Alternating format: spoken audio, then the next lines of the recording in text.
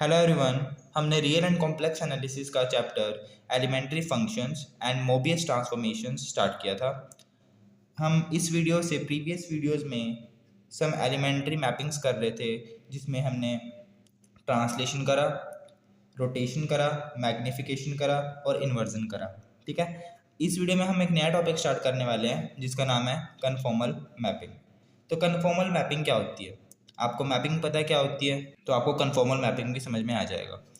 देखिए, डायग्राम से समझते हैं। जैसे ये हमारे पास जेड प्लेन है, ये हमारे पास डब्ल्यू प्लेन है। जेड प्लेन के अंदर हमने एक कर्व बनाई, ये कर्व, ठीक है, जो कि बहुत सारे पॉइंट से मिलकर बनी है। ठीक है, जैसे कि हमारे पास एक जेड पॉइंट होता है ना, इसी तरह हम मान लेते हैं ये जेड पॉइंट होगा, ये अगला कोई पॉइंट होगा, ये अगला पॉइंट होगा, ये अगला कोई पॉइंट होगा। ऐसे इन पॉइंट्स को मिला के आपके पास कर्व बनी है, जिसको मैंने C1 नाम दे दिया।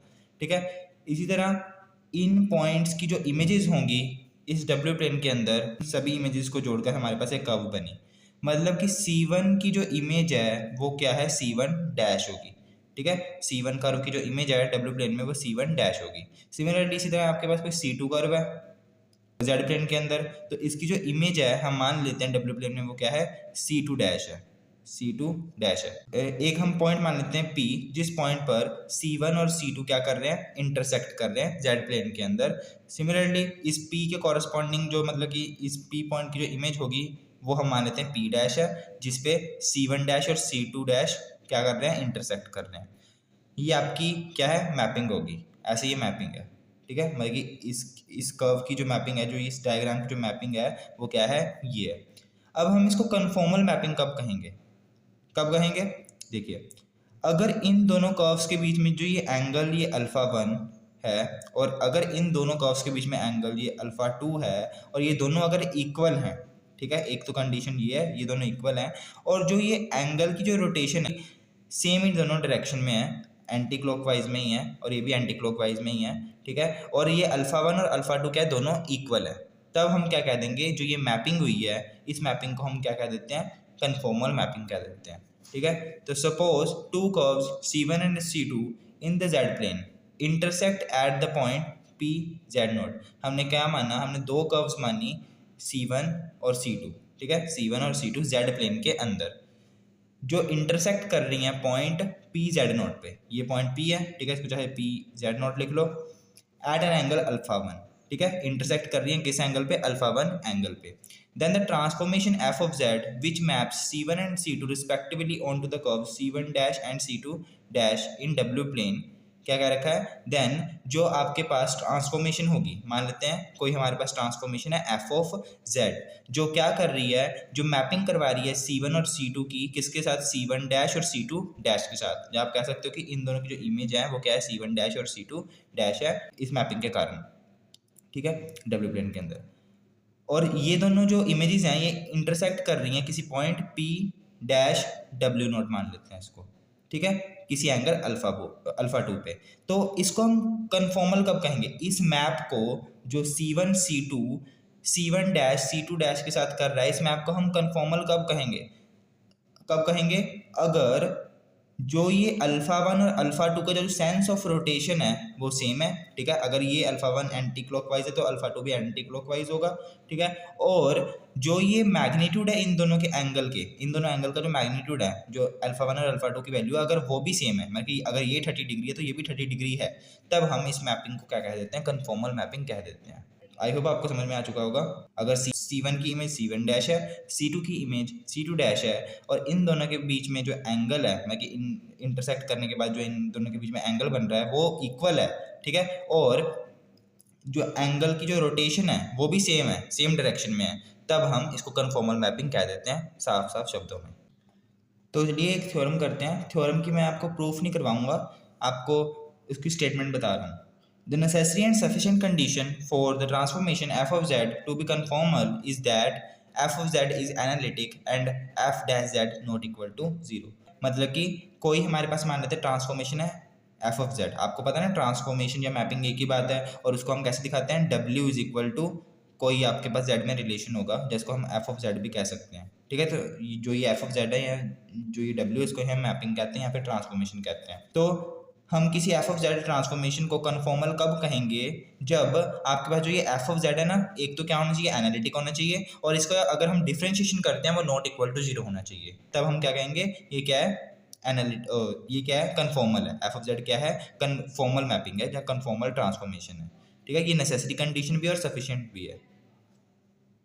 चलो अब हम एक क्वेश्चन करते हैं दो नए कॉन्सेप्ट्स के ऊपर। एक कॉन्सेप्ट है आपके पास कोफिशिएंट ऑफ मैग्निफिकेशन और दूसरा है एंगल ऑफ रोटेशन। बस सिंपल दो फॉर्मूलेज हैं जो आपको याद करने हैं। तो कोफिशिएंट ऑफ मैग्निफिकेशन, अगर आपको कोई फंक्शन दे दिया जाए या कोई ट्रांसफॉर्मेशन दे दी जाए और आपको कहा जाए कि आप कोफिशिएंट ऑफ मैग्निफिकेशन निकाल लो, तो कैसे निकालोगे। तो देखिए, coefficient of magnification W is equal to f of z at z is equal to alpha plus iota b is this. मतलब कि अगर z की वैल्यू आपके पास अल्फा प्लस आइटा बीटा है, ठीक है, और आपको जो ट्रांसफॉर्मेशन गिवन है वो ये गिवन है, ठीक है, तो आप कोफिशिएंट ऑफ मैग्निफिकेशन किस फॉर्मूले से निकालोगे। आपको बस क्या करना है, आपको एफ डैश जेड निकाल देना है, मतलब कि जो ट्रांसफॉर्मेशन गिवन है उसका डिफरेंशिएशन कर दो और उसके बाद उसका मोड ले लो, ठीक है। और अगर आपको z की वैल्यू गिवन है तो वो वहाँ पुट कर देना। जैसे कि यहाँ z की value alpha plus iota beta थी ना, तो हमने डिफरेंशिएशन करने के बाद उसमें क्या कर दिया, z की वैल्यू को पुट कर दिया और उसका मॉडुलस निकाल लिया, ठीक है, ये होता है। जैसे कि ये क्वेश्चन देखते हैं, find the coefficient of magnification and angle of rotation at z is equal to 2 plus iota for the transformation w is equal to z square.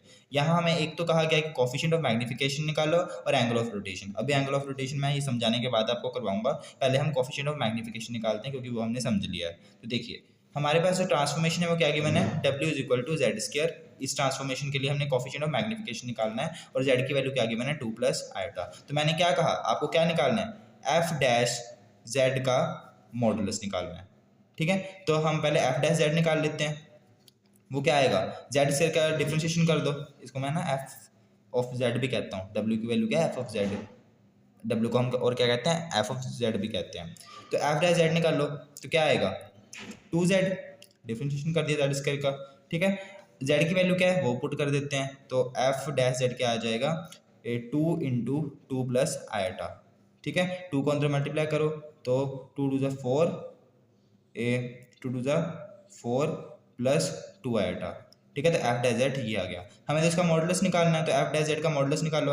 आपको पता है एक तरह का क्या है, कॉम्प्लेक्स नंबर ही तो है, और किसी भी कॉम्प्लेक्स नंबर का अगर हम मॉडुलस निकालते हैं, जैसे कि ये हम मान लेते हैं अल्फा प्लस आइटा बीटा है z की वैल्यू, तो इसका मॉडुलस निकालना, तो इसका मतलब क्या है, अंडर रूट अल्फा का स्क्वायर प्लस बीटा का स्क्वायर। सिमिलरली यहाँ क्या आ जाएगा, अंडर रूट 4 का स्क्वायर प्लस 2 का स्क्वायर, रियल और इमेजिनरी पार्ट का स्क्वायर। 4 का स्क्वायर 16, 2 का स्क्वायर 4, तो ये क्या आ जाएगा, अंडर रूट 20। ये आपका क्या आ गया, एफ डैश जेड का मॉडुलस आ गया, ये आपका आंसर है, ठीक है। ये आपका कोफिशिएंट ऑफ मैग्निफिकेशन है। चलिए अब हम बात करते हैं एंगल ऑफ रोटेशन की।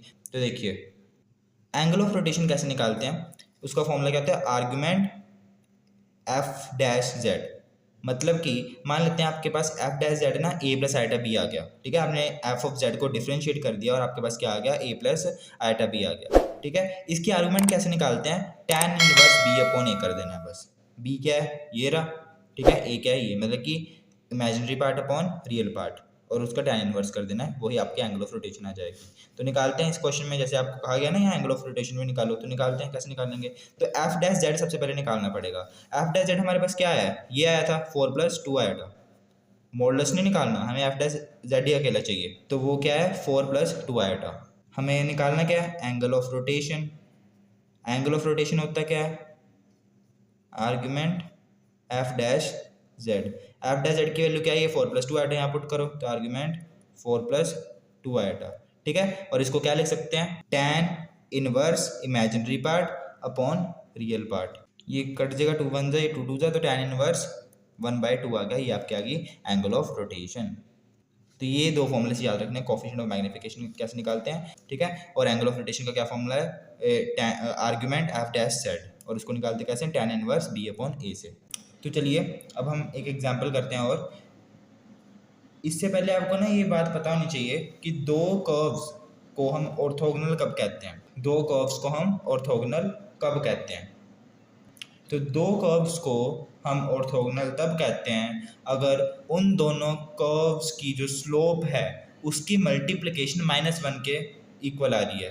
तो हम वो दो कर्व्स को कब कह देंगे, क्या कह देंगे कि वो ऑर्थोगोनल है, मतलब कि वो ऑर्थोगोनली कट कर रही हैं। ठीक है, ये याद रखना। आपको कहा गया है if u is equal to this and v is equal to this show that the curves u is equal to k1 v is equal to k2 cut orthogonally at all point of intersection. ठीक है, ये जो बाकी का ये बाद में देखेंगे, पहले हम ऑर्थोगोनल की बात करते हैं। ठीक है, आपके पास u ये गिवन है और v ये गिवन है। ठीक है, और आपको कहा गया आपको ये प्रूव करना है कि u is equal to k1 आपके पास एक कर्व है और v is equal to k2 आपके पास ये एक कर्व है। ये दोनों जो कर्व्स है ना ये ऑर्थोगोनल है, मतलब ये ऑर्थोगोनली कट कर रही हैं। तो इसका मतलब क्या है, हमें इस कर्व की स्लोप निकालनी पड़ेगी, इस कर्व की स्लोप निकालनी पड़ेगी और दोनों की मल्टीप्लिकेशन हमें क्या दिखानी पड़ेगी कि वो -1 के इक्वल आ रही है, तो वो ऑर्थोगोनली हम शो कर देंगे फिर। ठीक है, तो u की वैल्यू देखिए क्या आ रही है, 2x² plus y² is equal to k1, मतलब कि ये हमें गिवन है वैल्यू, और v की वैल्यू क्या गिवन है, y² upon x is equal to k2। ये हमारे पास दो कर्व्स आ गई। ठीक है, अब देखिए कर्व्स की स्लोप कैसे निकालते हैं, उस कर्व का dy बाई dx निकालना होता है। dy बाई dx आपके पास आ गया। ठीक है, तो वही आपकी क्या होती है, स्लोप होती है उस कर्व की। तो इस कर्व की स्लोप क्या होगी, dy बाई dx निकालना पड़ेगा, मतलब वो आपकी फिर स्लोप आएगी। तो निकालते हैं। तो देखिए मैं क्या करता हूँ, इस पूरी इक्वेशन नंबर 1 को डिफरेंशिएट कर देता हूँ विद रिस्पेक्ट टू x। ठीक है, और इसको भी करूँगा, तो दोनों के साथ ही कर देता हूँ। Differentiating 1 and 2 with respect to x। तो हमने क्या कहा था, हम डिफरेंशिएट करेंगे इक्वेशन नंबर 1 और 2 को विद रिस्पेक्ट टू x, क्योंकि हमें dy बाई dx निकालना है। पहले 1 को डिफरेंशिएट करते हैं, तो क्या आएगा, 2x², मतलब इसका डिफरेंशिएशन करोगे तो क्या आ जाएगा, x² का डिफरेंशिएशन क्या होता है, 2x होता है, ये 2 बाहर लगा है, मतलब 4x आ गया। ठीक है, प्लस y² का डिफरेंशिएशन 2y हो जाएगा, और x के रिस्पेक्ट में डिफरेंशिएट कर रहे हैं इसलिए y का फिर से डिफरेंशिएशन, तो dy by dx is equal to k1 का डिफरेंशिएशन 0 आ गया। ठीक है, अब इसको डिफरेंशिएट करते हैं, यहाँ हम लगाएंगे क्वोशिएंट रूल। क्वोशिएंट रूल कैसे लगाएंगे, ऊपर वाले का डिफरेंशिएशन नीचे वाला एज इट इज, माइनस नीचे वाले का डिफरेंशिएशन ऊपर वाला एज इट इज, और अपॉन में नीचे वाले का होल स्क्वायर। ये करते हैं ना, तो क्या करिए, तो y² का डिफरेंशिएशन क्या हो जाएगा, 2y हो जाएगा, और dy बाई dx, ठीक है, इज इक्वल टू और नीचे वाला एज इट इज, मतलब x as it is, minus नीचे वाले का differentiation with respect to x 1 हो जाएगा, और ऊपर वाला एज इट इज, अपॉन में x का स्क्वायर, और k2 का डिफरेंशिएशन राइट हैंड साइड में 0 हो जाएगा। ठीक है, यहाँ से आपके पास क्या आ गया, 4x प्लस, एक काम करते हैं, dy बाई dx को यहीं रहने देते हैं और बाकी सबको उधर ले जाते हैं। तो आपके पास क्या आ जाएगा, 4x को उधर लेकर जाओगे तो -4x, और 2y को नीचे ले गया तो 2y, 2 1 से 2 2 ज़्यादा, आपके पास dy बाई dx क्या आ गया, -2x अपॉन y आ गया, किसके लिए, इस कर्व के लिए। इसको मैं नाम दे देता हूँ m1।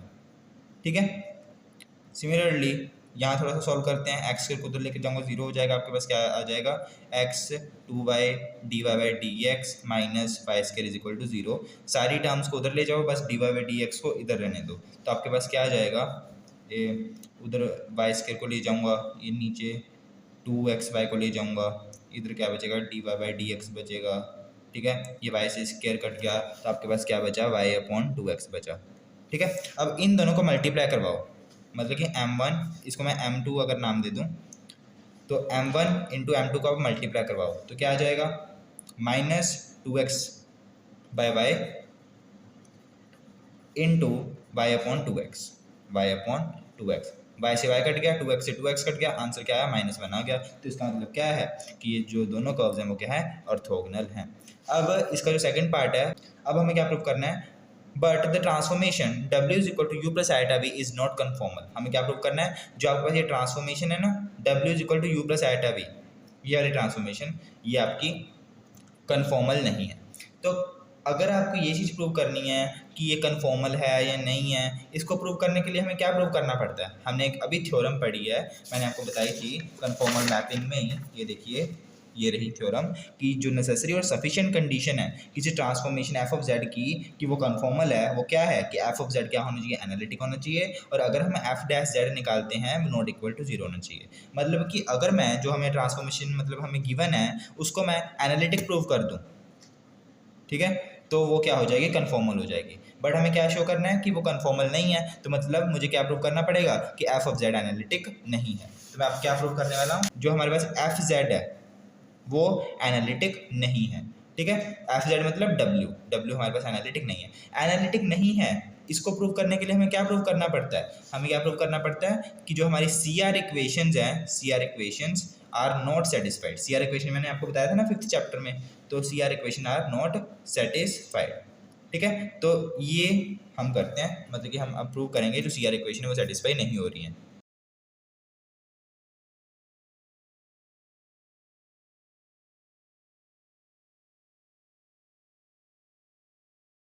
तो हमने क्या लिख दिया, to prove the transformation is not conformal it is sufficient to prove that जो सी आर इक्वेशन है वो सेटिस्फाइड नहीं हो रही। ठीक है, तो सी आर इक्वेशन क्या होती हैं? Curly u by curly x. ठीक है, curly u by curly y के इक्वल है, ये आपकी फर्स्ट सी आर इक्वेशन है। और सेकंड सी आर इक्वेशन होती है curly u by curly y is equal to minus curly u by curly x, ये होती है। ठीक है, तो हमें ये दिखाना है कि ये नॉट इक्वल टू है, तो शो करते हैं। तो हमारे पास सबसे पहले तो ट्रांसफॉर्मेशन क्या है, W is equal to u plus iota v है। यहाँ हमारे पास u की वैल्यू क्या है, 2x² प्लस वाई स्क्र है, और v की वैल्यू क्या है, y² अपॉन x है। ठीक है, तो ये आपके लिए खुद के लिए होमवर्क है, आपको करली यू बाय करली एक्स निकाल लो, करली वी बाय करली वाई निकाल लो, करली यू बाय करली वाई निकाल लो, करली वी बाय करली एक्स निकाल लो, और देखो आपकी जो ये सी आर इक्वेशन है, ये वाली सी आर इक्वेशन सेटिस्फाई हो रही हैं या नहीं हो रही हैं। ठीक है, अगर नहीं हो रही है तो कन्फॉर्मल नहीं है। ठीक है।